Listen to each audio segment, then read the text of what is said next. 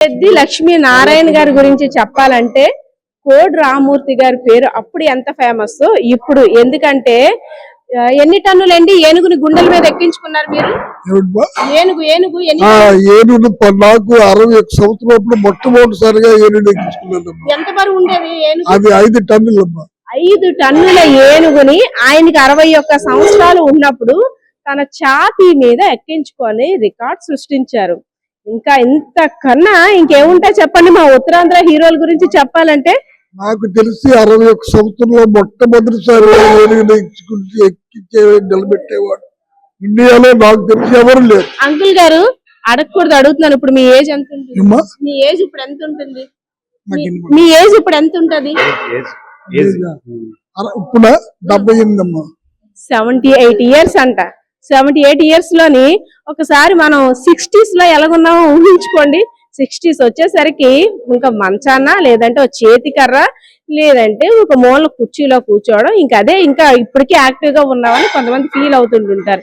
కానీ 78 ఇయర్స్ లోని చూడండి, కలియుగ భీముడు కోడి రామూర్తి గారి శిష్యుడు అని ఎందుకు 10 సార్లు అంటున్నామంటే ఇలాంటి వారు మన ఉత్తరాంధ్ర జిల్లాలో చాలా మంది ఉంటారు. ఎందుకంటే అప్పట్లో ఆయన ఇచ్చినటువంటి క్రీడా స్ఫూర్తి, వ్యాయామం, చిట్కాలు, సూచనలు, సలహాలు అన్ని పాటిస్తూ కూడా ఎటువంటి అనారోగ్యం లేకుండా నిండు నూరేళ్లు కూడా జీవించవచ్చు అని నిరూపిస్తున్నారు ఇలాంటి పెద్దవాళ్ళందరూ కూడా. వీళ్ళందరూ కూడా మనకి స్ఫూర్తే.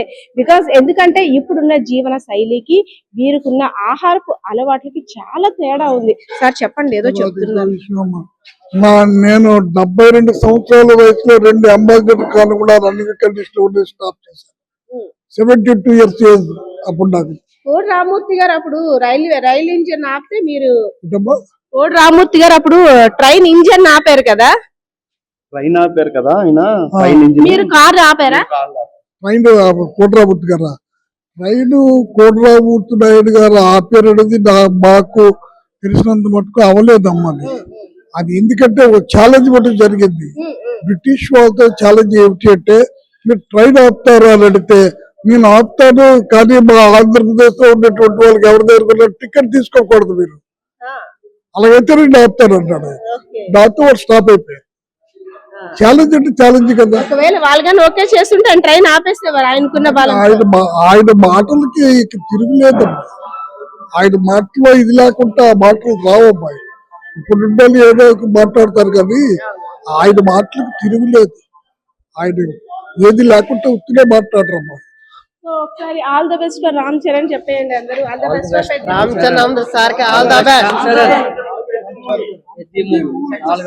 I kindly waiting for this movie. చాలా ఆసక్తిగా చూస్తున్నారు.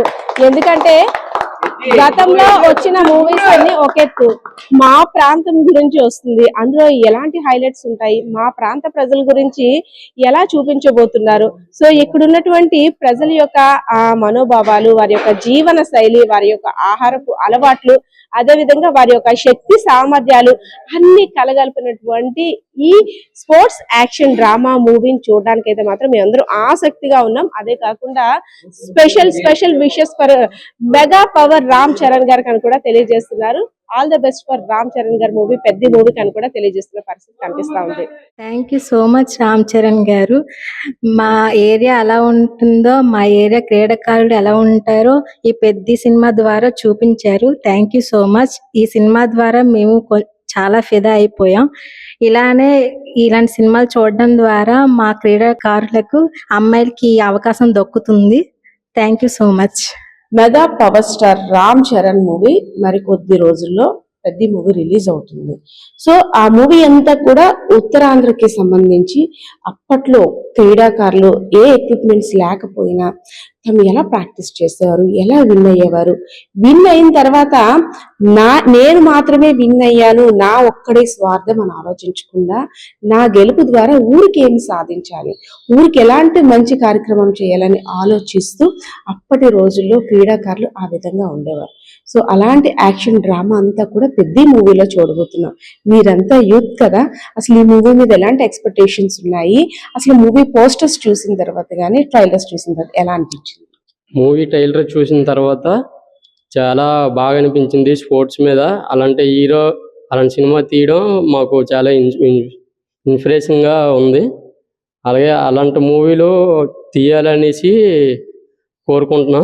అలాగే మా అలాంటి కుర్రోళ్ళు అలాంటి మూవీలు చూసి అలాంటి హీరోలు చూసి అలా అట్రాక్ట్ అయ్యి అలాంటి వీటికి ఇలాంటి స్పోర్ట్స్లోనికి గట్రా రావాలని కోరుకుంటున్నా. అలాగే మా విజయనగరంలో గంట స్తంభం చూపించేసి మాకు మా ఉత్తరాంధ్ర విజయనగరంకి మంచిగా చూపించారని కోరుకుంటున్నాను.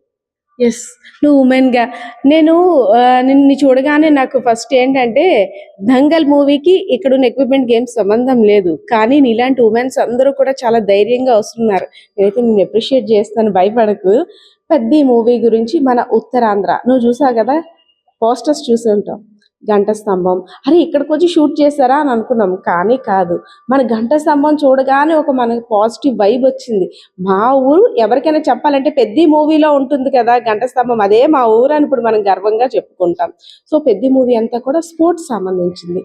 నువ్వు ఉమెన్గా నువ్వు స్పోర్ట్స్ ఆడుతుంటావు, అవునా? ఏంటి, వెయిట్ లిఫ్టింగా? సో ఇలాంటి స్పోర్ట్స్ మూవీస్ రావడం వల్ల మీలాంటి వారికి ఎలాంటి ఇన్స్పిరేషన్? ఇలాంటి స్పోర్ట్స్, ఇలాంటి అవకాశం రావడం అదృష్టం అనుకోవాలి అమ్మాయిలకి. ఒకప్పట్లో దంగల్ సినిమా చూసేటప్పుడు మేము కూడా ఇలా అవ్వాలి అని అనుకునే వాళ్ళం, కానీ ఇప్పుడు మా పేరెంట్స్ మాకు ఆ అవకాశం ఇవ్వడం వల్ల మాకు ఆ అదృష్టం దక్కింది. ఈ సినిమాల ద్వారా ఈ స్పోర్ట్స్ ద్వారా తెలిసింది ఏంటంటే ఇప్పుడు యూత్ ఇవి చూసి కొంచెం ఇన్స్పైర్ అయ్యి ఇలా కొంచెం అమ్మాయిలకి సపోర్ట్ చేస్తారని అనుకుంటున్నాను. పెద్ద మూవీకి సంబంధించి మరికొన్ని రోజుల్లో రిలీజ్ కాబోతుంది. ఇదంతా కూడా స్పోర్ట్స్ యాక్షన్ డ్రామా మూవీగా అయితే మాత్రం వస్తుంది అని తెలుస్తుంది. సో స్పోర్ట్స్ యాక్షన్ డ్రామా అనేసరికి ఫస్ట్ గుర్తొచ్చేది ఉత్తరాంధ్ర. ఉత్తరాంధ్రలో క్రీడాకారుల గురించి మరి చెప్పనవసరమే లేదు, ఎందుకంటే ప్రతి క్రీడకి సంబంధించి కూడా ఒక్కొక్కరు ఒక్కొక్క రకంగా తమ యొక్క ఉనికిని చాటుకున్నారు. అదేవిధంగా సత్తా చాటి వివిధ దేశాల్లో కూడా పేరు ప్రఖ్యాతులు కూడా సంపాదించారు. సో ముఖ్యంగా పెద్ద మూవీ అనేసరికి విజయనగరం ప్రాంతం ఎలా ఉంటుంది, ఇక్కడ ఉన్న ముఖ్యమైన అంశాలు, ఇక్కడ ఉండే ప్రజల జీవన శైలి, అద్భుత ఘట్టాలు అన్నీ కూడా తెరకెక్కుతున్నాయి. ఒక క్రీడాకారులుగా ఈ మూవీ గురించి మీరు ఏమంటారు? ఈ క్రీడ ఈ పెద్ద మూవీలో ముఖ్యంగా మన స్పోర్ట్స్ గురించి చూపించడం చాలా ఆనందకరంగా ఉన్నది. అలాగే మన విజయనగరం జిల్లా కీర్తి ప్రతిష్టలైన గంట స్తంభాన్ని చూపించడం కూడా ఇది ఆ సినిమాలో చూపించడం చాలా మాకు ఆనందంగా ఉంది. అలాగే ముఖ్యంగా చెప్పాలంటే మన విజయనగరం జిల్లాలో విజయనగరం క్రీడలకి, నృత్యాలకి, మంచి మంచి చదువుల్లో మంచి మంచి అభివృద్ధి చేయడం విజయనగరం జిల్లాకు మంచి పేరు ప్రఖ్యాతులుగా ఉన్నది. అందులో ముఖ్యంగా మా వెయిట్ లిఫ్టింగ్ హాల్లో ముఖ్యంగా మన కోడిరామూర్తి గురించి చెప్పుకుంటే, కోడిరామూర్తి గారు శ్రీకాకుళంలో జిల్లా పుట్టి మన ప్రపంచంలో కీర్తి ప్రతిష్టలు తీసుకొచ్చారు. దానికి ముఖ్యంగా అతను మన కోడిరామూర్తి పార్క్ విజయనగరంలో స్థాపించడం చాలా ఆనందకరంగా ఉన్నది. సో అతను ఏనుగులు ఎక్కించుకోవడం, అతని స్ఫూర్తిని తీసుకొని అతను చాలామంది మన విజయనగరం జిల్లాలో పెద్ద పెద్ద వాళ్ళకి కోచింగ్ ఇచ్చి తర్ఫీదు, ముఖ్యంగా నాకు తెలిసిన వ్యక్తి ఏదైనా నాగమల్లి పైడిరాజు గారు అతని శిష్యుడిగా ఉన్నారు. అతను కూడా చాలా చక్కగా మన కోడిరామూర్తి గురించి పేరు ప్రతిష్టలు నిలబెట్టు. అలాగే మన పెద్ది లక్ష్మీనారాయణ గారు కూడా కారులు ఆపడం మాకు ఇన్స్పైర్గా. అప్పుడు నేను 4th క్లాస్లో మన కోడిరామూర్తి పార్క్ నుండి 4th క్లాస్ నుండి బాడీ బిల్డింగ్ చేస్తున్నాను, ఎక్సర్సైజ్ చేస్తున్నాను. మన పెద్ది లక్ష్మీనారాయణ గారు, అలాగే మన మధ్యలో సూరప్పడు గారు, వాళ్ళందరూ కలిసి మాకు కుర్రోళ్ళందరికీ మంచి తర్ఫీదు ఇవ్వడం, మంచి మంచి కార్యక్రమాలు, మంచి మంచి స్పోర్ట్స్, ఆరోగ్యంగా ఉండడానికి ఎలాగ ఉండాలి, ఎలా ఫుడ్డు, మంచి భోజనం ఎలా చేయాలని పెద్ద పెద్ద వాళ్ళందరూ చెప్పడం. ఇప్పుడుకొచ్చి నాకు 47 సంవత్సరాలైనా హెల్తీగా ఉన్నాను, ఏ ప్రాబ్లం లేదు. అయితే నౌవేడేస్ ఏటవుతున్నదంటే ప్రజలు యూత్ ఈ వెయిట్ లిఫ్టింగ్కి రావడానికి, ఈ స్పోర్ట్స్కి రావడానికి చాలామంది వెనకని చేస్తారు. ఈ సెల్ ఫోన్లు అనగానే ఈ సినిమాలు కూడా, ఈ పెద్ద సినిమాలు ఈ స్పోర్ట్స్ చూపించడం మాకు చాలా ఆనందం ఉంది. ఎందుకంటే మిగతా యూత్ కూడా స్పోర్ట్స్కి ఎంకరేజ్ అవ్వాలని నేను కోరుకుంటున్నాను. లేదంటే maximum most of the movies అన్నీ లవ్, ప్రేమ, డ్రింకింగ్, స్మోకింగ్, ఇల్లీగల్ యాక్టివిటీ, గంజాయి, దానికి అడిక్ట్ అయిపోవడం వల్ల ఈ సినిమాలు కొంచెం తగ్గించి ఇలాంటి పెద్ద మూవీ లాంటి మూవీలు తీసి రామ్ చరణ్ గారు అందరికీ ఇన్స్పైర్గా ఉండాలని రామ్ చరణ్ గారికి థ్యాంక్స్ చెప్పుకుంటూ, అలాగే మా కోచ్లు కూడా పిల్లల్ని తీసుకొచ్చి వెయిట్ లిఫ్టింగ్ స్పోర్ట్స్లో ఉంటే, ఈ స్పోర్ట్స్లో ఉంటే కారణాలు ఏంటంటే ఈ బ్యాడ్ హ్యాబిట్స్ ముందు వెళ్ళదు. ఈ ప్రేమలు దోమలు ఏమి ఉండవు. నెక్స్ట్ ఏంటంటే ఈ ఎక్సర్సైజ్ చేయడం వల్ల ఈ గంజాయిలు సిగరెట్ తాగడం మందు తాగడానికి ఛాన్స్ ఇవ్వదు. ఎందుకంటే ఎక్సర్సైజ్ మీద ఉంటుంది. మా కోచ్లు కూడా అందులో మా మధ్యలో శ్రీను మా వెయిట్ లిఫ్టింగ్ కోచ్ అండి ఇక్కడ ప్రెజెంట్. సో అతను కూడా మాకు మంచి కుర్రోళ్ళందరినీ ఒక 5 తయారు చేస్తుంటారు. అలాగే కొండవెల్లగడలో కూడా ఉన్నది. సో ఏంటంటే ఈ సినిమాలు తీయడం వల్ల యూత్ పాడవకుండా ఇలాంటి సినిమాలు తీస్తే మా యూత్ అనేది ఈ స్పోర్ట్స్కి క్రికెట్ అనగా వాలీబాల్ అనగా నెక్స్ట్ ఏమొచ్చి వెయిట్ లిఫ్టింగ్ అనగా ఈ గేమ్స్ అన్నింటిలో వెయిట్ లిఫ్టింగ్ అనేది చాలా కష్టంగా ఉంటుంది. అయినప్పటికీ ఈ వెయిట్ లిఫ్టింగ్ చేసుకుంటే హెల్తీగా ఉంటుంది బాడీ.